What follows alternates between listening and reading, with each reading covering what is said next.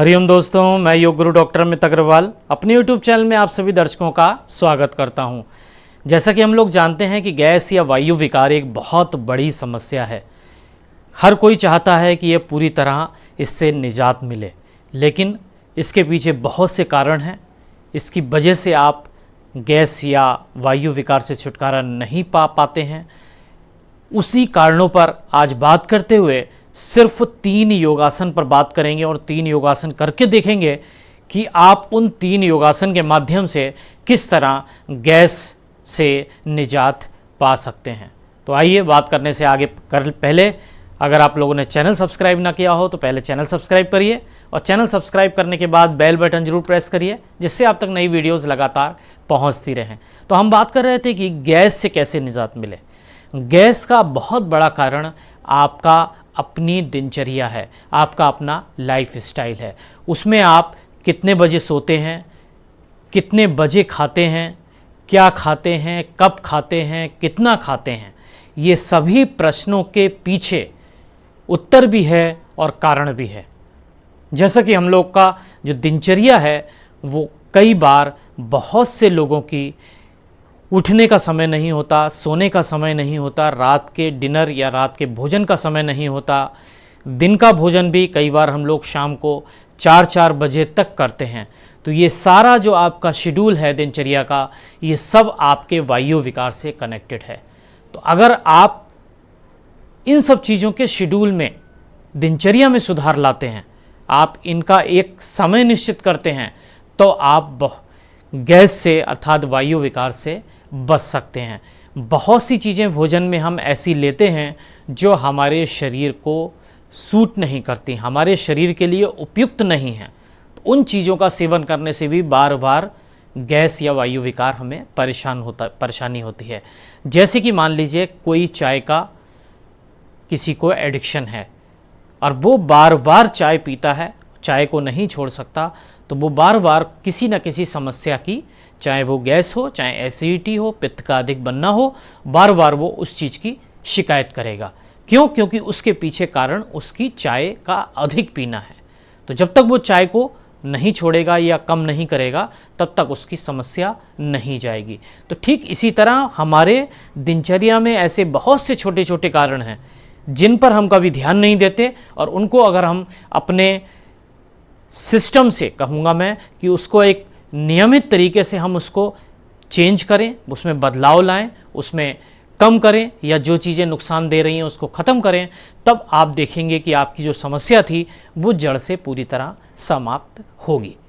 तो अब हम इस पर बात करते हैं कि वो कौन से 3 योगासन हैं जिस पर अगर हम दिनचर्या में अपने शामिल कर लेते हैं तो आप, कहूँगा पूर्णतः काफ़ी हद तक आप निजात पा सकते हैं। क्योंकि गैस या वायु विकार ऐसी चीज़ है कि जरा भी आपने अपने दिनचर्या में या खाने पीने में गड़बड़ी की तो आपको गैस या वायु विकार हो सकती है। इससे हम कहें कि 100% पूरी तरह निजात मिलेगी तो ऐसा कहना भी गलत होगा, क्योंकि जहां आपका शेड्यूल गड़बड़ होगा, खान पीन गड़बड़ होगा, तो आपको वायु अटैक कर सकती है। तो हमें अपने शेड्यूल में इन 3 आसनों को जरूर शामिल करना है। इससे आप देखेंगे कि आपको काफ़ी लाभ होगा। तो आइए वो कौन से 3 आसन हैं, सबसे पहले हम उनको करके देखते हैं। सबसे पहला आसन है वज्रासन।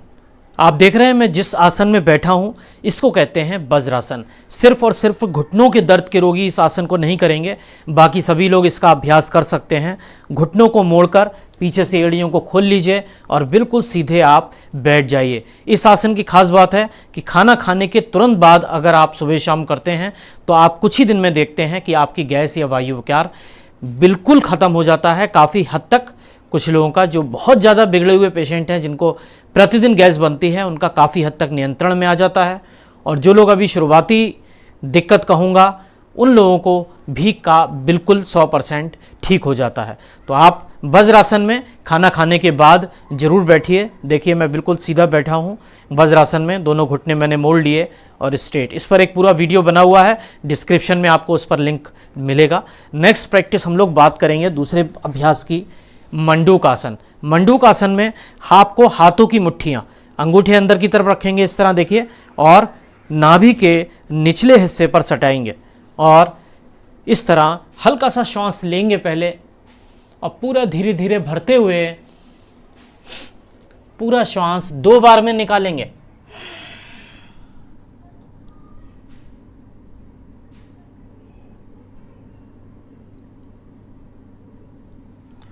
फिर श्वास लेते हुए धीरे से वापस अपनी क्षमता अनुसार 5 से 7 सेकंड 10 सेकंड आप रोक सकते हैं। श्वास का विशेष रूप से ध्यान रखिएगा, जब आप पेट पर मुट्ठियों से दबाव बनाते हैं तब आप श्वास को धीरे से लेते हैं और दबाव बनाते हुए एक्सेल करते हैं। देखिए मैंने भर ली श्वास, अब छोड़ूंगा, फिर दोबारा निकालूंगा,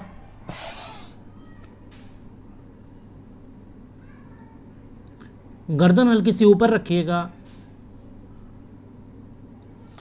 और धीरे धीरे इनहेल करते हुए ऊपर आइएगा।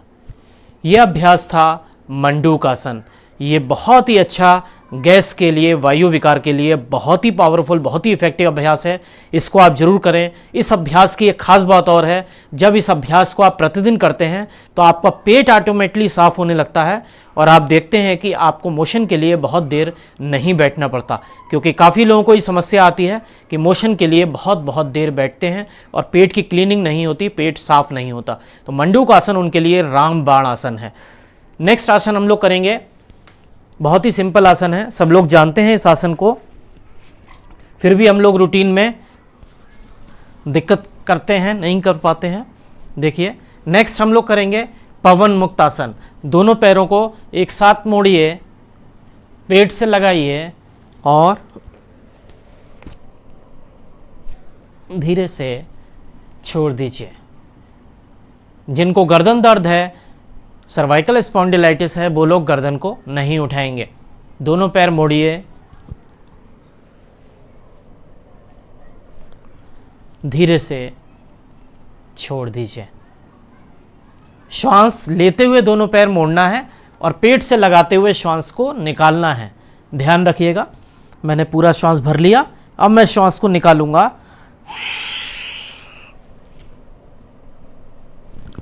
और धीरे से श्वास लेते हुए छोड़ दीजिए। तो ये जो आपने 3 आसन देखे, पहला वज्रासन, दूसरा मंडूकासन और तीसरा पवन मुक्तासन, तीनों ही वायु विकार, गैस के लिए बहुत ही ज़बरदस्त, बहुत ही प्रभावी आसन है। आप इन तीनों आसनों को अपनी शेड्यूल में, योगाभ्यास जो सुबह को करते हैं उसमें शामिल करिए, आपको निश्चित लाभ मिलेगा। वीडियो आप लोगों को अच्छा लगा हो, लाइक करिए, शेयर करिए। हरिओम, धन्यवाद।